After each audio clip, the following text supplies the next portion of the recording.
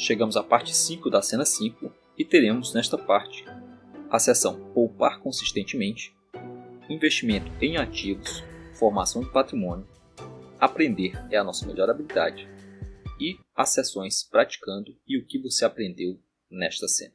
É sempre um prestígio ter a sua audiência. Bora para a cena. Aprender é a nossa melhor habilidade. Poupar consistentemente. Há algo fundamental a estabelecer antes de iniciar o processo de poupar consistentemente. Trata-se do objetivo. Antes de que você se apresse em estabelecer objetivos para poupar, quero que recorde de nossa conversa sobre a mente primitiva e o seu roteiro mental. Leve isso muito a sério, pois a sua mente primitiva trabalhará em prol do que você puser na mente como objetivo. Alguns autores chamam isso de poder da intenção, poder pelo qual temos uma tendência a obter seja o que for, de acordo com a nossa intenção. Isso significa que se você quiser acumular dinheiro por ter medo de cair na pobreza, você colocará o foco da sua mente primitiva na pobreza.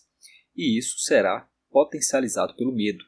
O que você acha que vai acontecer? Não se iluda achando que isso é superstição, pois você já viu que há estudos sérios em neurociência demonstrando a força do controle da mente inconsciente sobre nós. Se você não der atenção a isso, você se entregará à euforia, que levará a gastos por impulso, ou se deixará tomar pelo desânimo, a ponto de desistir dos seus objetivos. Portanto, estabeleça objetivos positivos como poupar para sua liberdade financeira, poupar para me proporcionar experiências extraordinárias daqui a determinado tempo, adquirir a casa dos meus sonhos, abrir o meu próprio negócio, ou qualquer outra coisa, desde que seja estabelecida em termos do que você quer e não do que você não quer. Eu não tenho como saber a quantidade de recursos que você pretende poupar, nem por quanto tempo.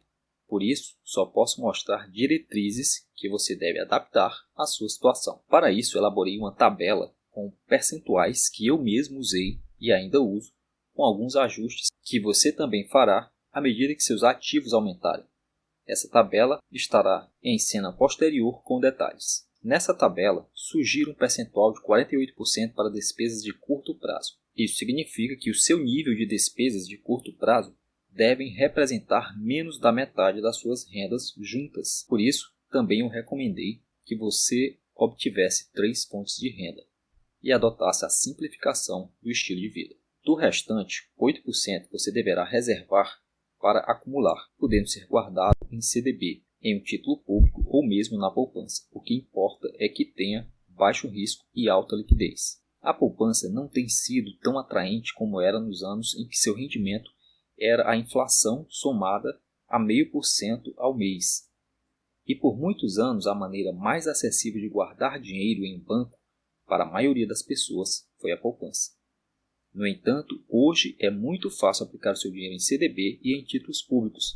Isso porque o limite mínimo de aplicação exigido por alguns bancos digitais para CDB é extremamente acessível. Os títulos públicos também se tornaram muito acessíveis, pois é possível adquirir frações do título a preços bem cômodos. As duas formas apresentadas de guardar dinheiro têm duas características necessárias para se poupar consistentemente, que são o baixo risco e a alta liquidez.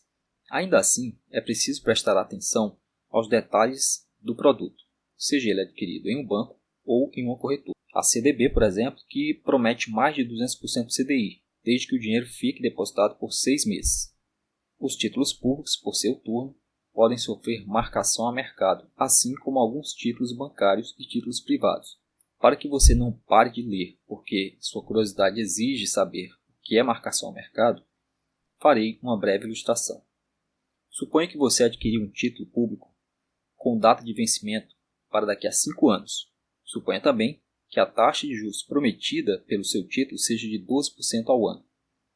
Se um ano depois que você comprou o título, a taxa Selic subir, quem for adquirir um título igual ao seu receberá uma taxa maior do que 12%, porque os 12% não é mais um bom negócio. O contrário também pode acontecer, isto é, a taxa para o título pode ser menor que 12% se a Selic diminuir no período. Isso impactará o valor do título, e caso você decida resgatá-lo antes dos 5 anos, o preço pode tanto estar acima do que você pagou, como pode estar abaixo.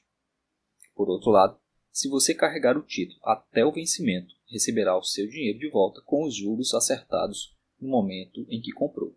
Seja lá qual for a sua decisão, para que haja consistência em poupar, o percentual que adotei na tabela de divisão de rendas é menor do que o estabelecido aqui. Nesta fase, você poupará um percentual de 12% de sua renda total. Isso mesmo, não adianta estabelecer um percentual não realista, quase impossível de ser mantido por uma pessoa em condições normais.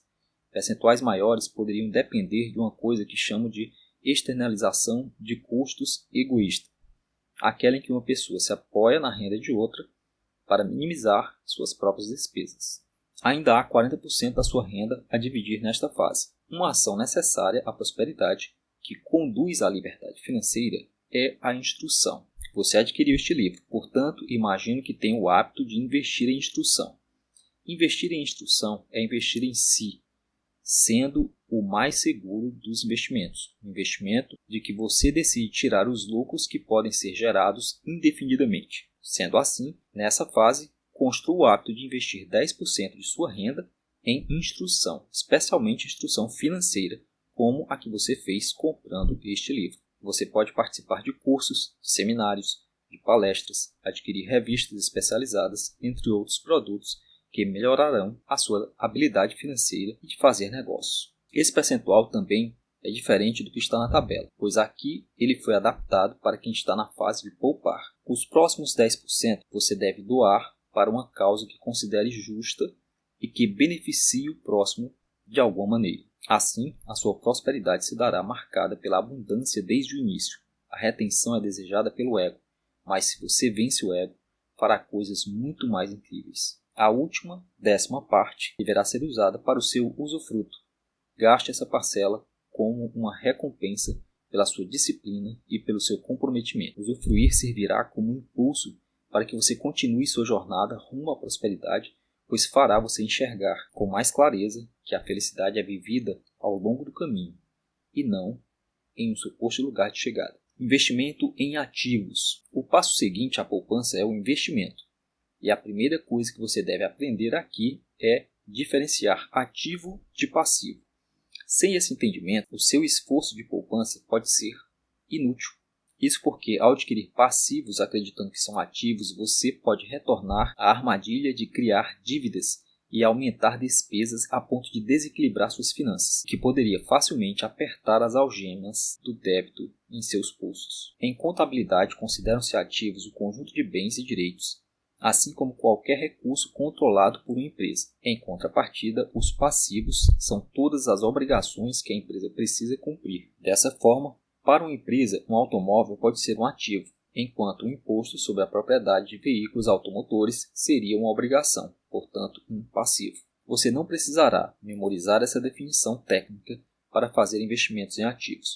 O que você precisa entender é que, no nosso contexto, um ativo é um bem ou um direito que gera valor. Já o passivo é qualquer coisa que destrua valor. Quando você compra um automóvel, ele se valoriza ou se desvaloriza? A palavra desvalorizar significa perder valor, ou seja, um carro destrói valor.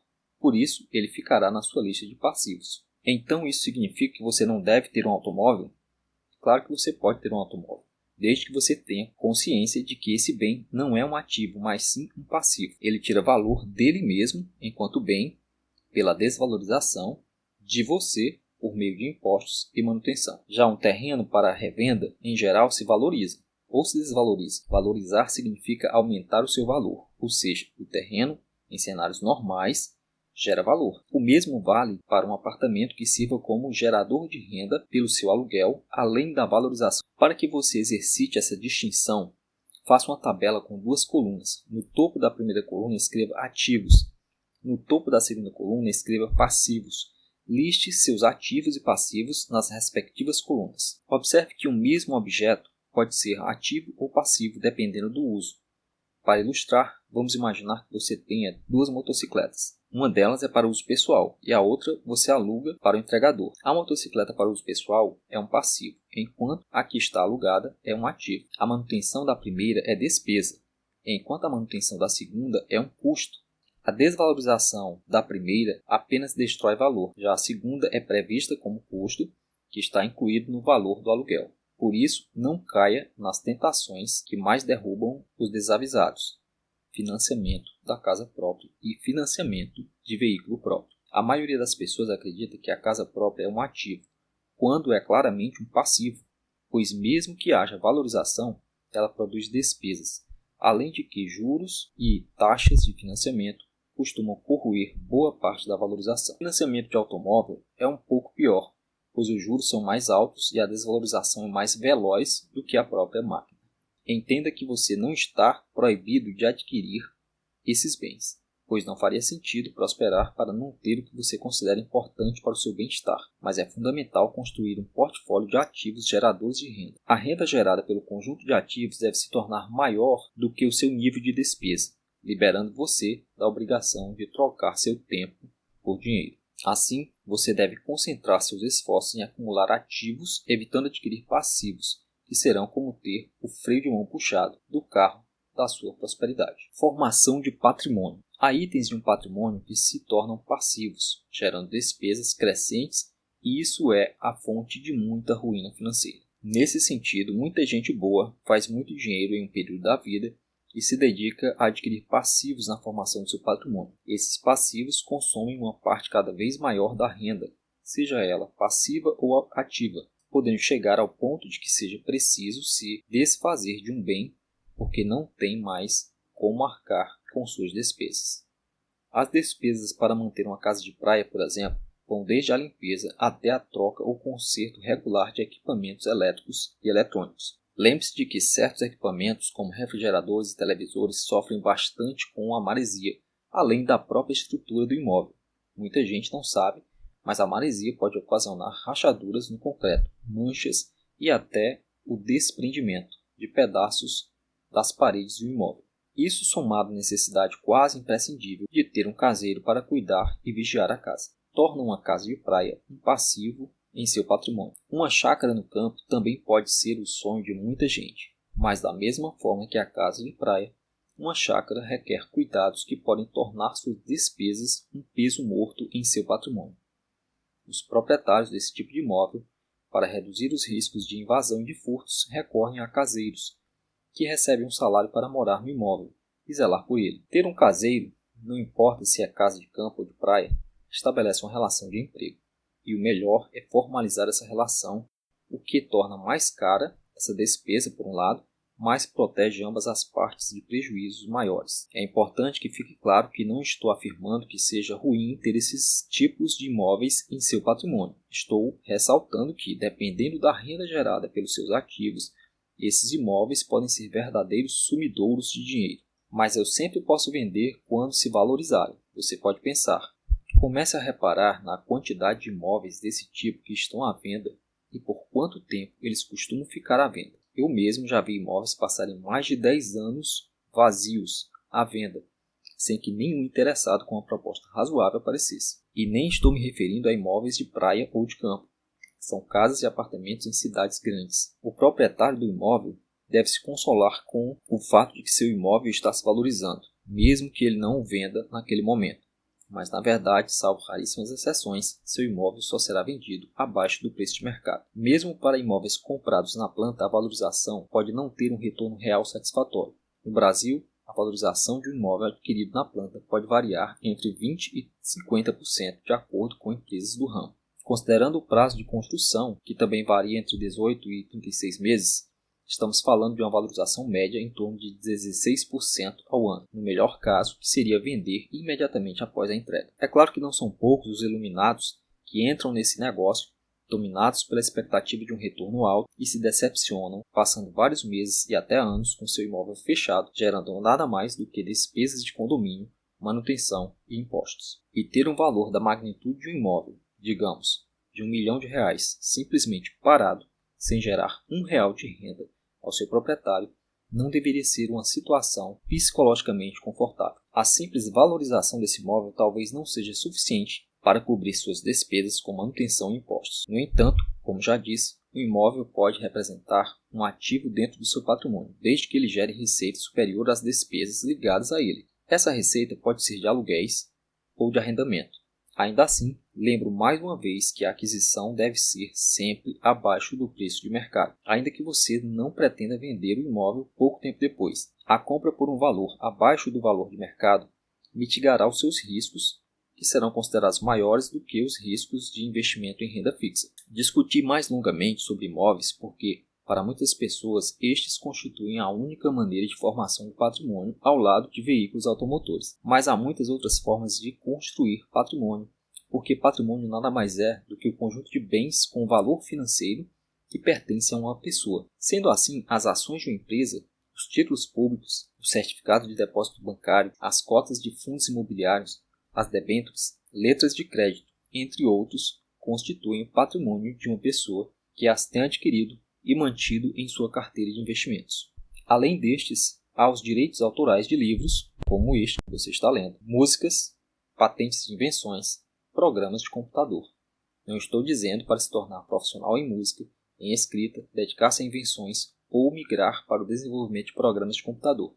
Mas você pode comprar os direitos de exploração comercial de um livro, de uma patente, de uma música ou de um programa de computador. Claro que há patentes que não chegam a ser exploradas comercialmente, assim como há livros que não vendem nem o suficiente para cobrir o custo de produção, músicas que nunca tocaram em lugar nenhum.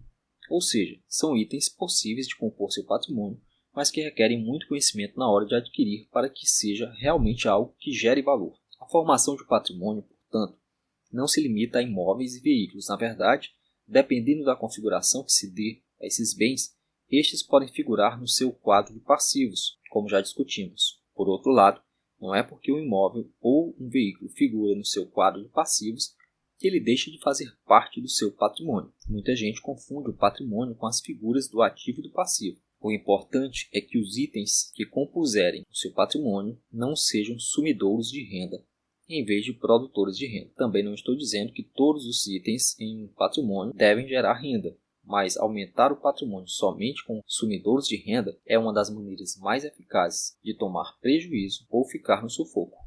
Ilustrarei isso com uma situação hipotética exagerada. Imagine que uma pessoa tenha, em determinado momento, R$200 mil. Então essa pessoa decide adquirir uma lancha, pois gosta de passear de lancha uma vez por mês. A lancha faz parte do patrimônio dessa pessoa, isso é fato. Mas é fato também que ela gerará despesas diversas, além de se desvalorizar ao longo do tempo. Dependendo da lancha, o custo anual de manutenção pode variar entre R$10 mil e R$100 mil.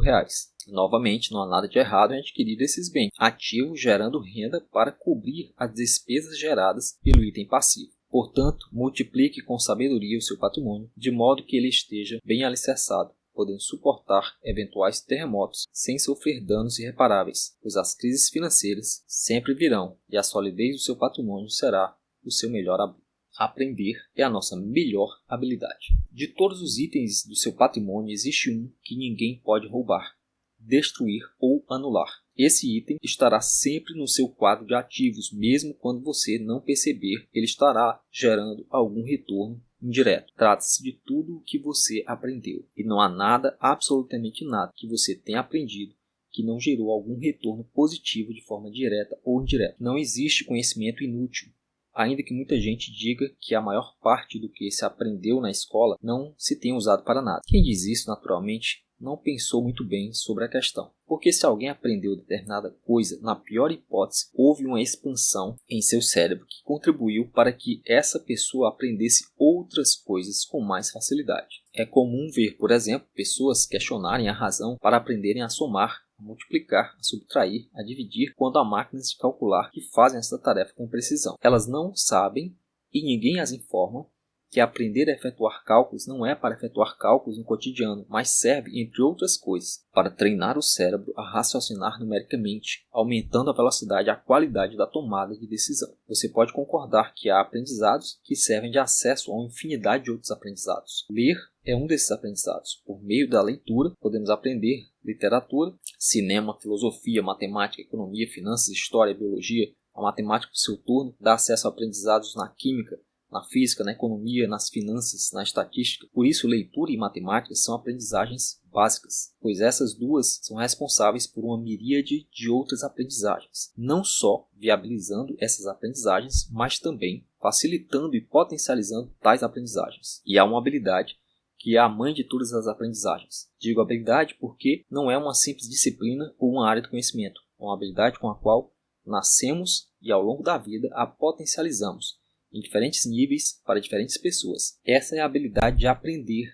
e por tudo isso adotei esse slogan há tempos. Aprender é a nossa melhor habilidade. Assim recomendo fortemente que você não pare de aprender e de exponenciar a sua habilidade de aprender, testando novos conhecimentos, tendo o máximo de experiências diferentes que puder, aumentando não o seu conhecimento de forma despropositada, mas aumentando propositadamente a sua sabedoria. A sabedoria é algo que você busca, como quando você decidiu ler este livro. E a sabedoria é o primeiro fator para a sua prosperidade. Quando falo em prosperidade, deixo claro que não estou falando de enriquecimento. Prosperar não é enriquecer. Prosperar é crescer em todos os sentidos. Por isso, você deve buscar continuar aprendendo sobre finanças, sobre negócios, sobre psicologia, sobre cultura e arte, sobre filosofia. Afinal, você terá cada vez mais tempo, mais liberdade e mais dinheiro, o que permite aumentar a sua sabedoria a cada dia. Praticando, calcule o total necessário para cobrir todas as suas despesas no cenário em que você adotou a simplificação temporária do seu estilo de vida. Vamos usar a letra D para nos referirmos a esse total. Defina um valor que, no cenário de simplificação, você pode se comprometer a aplicar mensalmente, mesmo que precise adquirir outra fonte de renda para aumentar esse valor. Vamos nos referir a esse valor usando a letra P. Pesquise um CDB em uma corretora de valores e confira a taxa de juros oferecida. Vamos chamar essa taxa de T. Abra uma planilha do Google ou outra, caso você saiba usar, e digite na primeira célula encontro da coluna A com a linha 1, referida como A1, exatamente. Sinal de igualdade, D, barra de divisão, T, símbolo de percentual. Não coloque ponto final na célula. O resultado dessa divisão é o montante necessário para gerar o valor D, sendo remunerado a uma taxa de T% ao mês. Na célula ao lado, isto é, na célula A2, você deve digitar exatamente igual NPER, abre parênteses, T percentual, ponto e vírgula, menos P, ponto e vírgula, 0, ponto e vírgula, A1, ponto e vírgula, 0, fecha parênteses, barra de divisão, 12. Não coloque ponto final na célula. O resultado é aproximadamente o número de anos que você precisará para chegar ao valor que gere renda igual ao valor das suas despesas. O resultado é aproximado porque não estamos considerando os 15% de imposto de renda sobre o rendimento do CDB atualmente aplicado por mais de 720 dias e que, a cada vencimento, o montante seria reaplicado, o que ocorreria a cada 60 meses. Portanto, a prática é uma simplificação para que você tenha uma ideia de quanto tempo levará até conquistar a independência financeira. Adotando a simplificação, supondo que você apenas mantivesse o mesmo nível de renda e de despesas. O que você aprendeu nesta cena?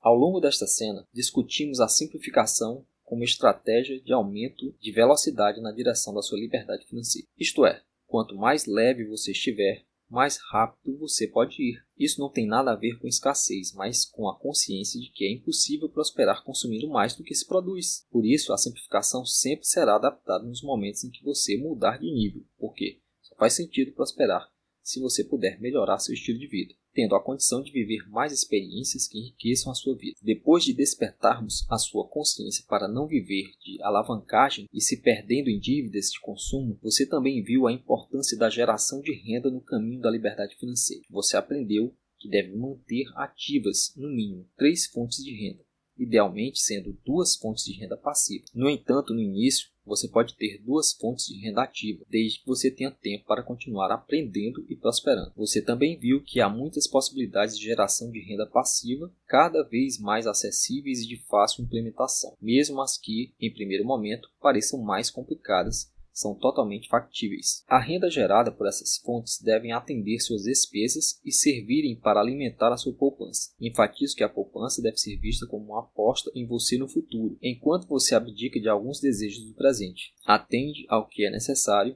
e guarda parte da renda para libertar o seu eu futuro definitivamente. Ainda assim, recomendei que uma parte da sua renda fosse dedicada ao seu usufruto, porque isso funcionará como uma recompensa que dará impulso à sua jornada. Esse usufruto será também importante na fase de investimento. Você deve ter atenção sobre se está investindo em um ativo ou em um passivo. Nesta cena foi enfatizada a diferença entre os itens do patrimônio que se tornam passivos e os que se tornam ativos. Você aprendeu que o mesmo bem pode ser um ativo ou um passivo dependendo do uso que se faz dele. Essa distinção entre ativo e passivo é essencial para a formação do patrimônio. O patrimônio líquido é a soma de todos os valores de bens e direitos subtraída de todas as obrigações. Por isso foi importante a nossa discussão sobre os itens que podem compor o patrimônio, abrindo um leque de opções de ativos, enfatizando os imóveis por serem a forma de patrimônio mais popular, assim como os veículos automotores. Por último, mostrei o meu entusiasmo pela nossa melhor habilidade, recomendando a você que continue o seu aprendizado ao longo de toda a vida. Em outras palavras, desafie-se a aprender sempre, porque aprender é a nossa melhor habilidade. E por falar em aprender, na próxima cena, você aprenderá formas validadas de fazer o dinheiro trabalhar para você através dos principais tipos de investimentos. Desejo a você uma excelente aprendizagem e até a próxima cena.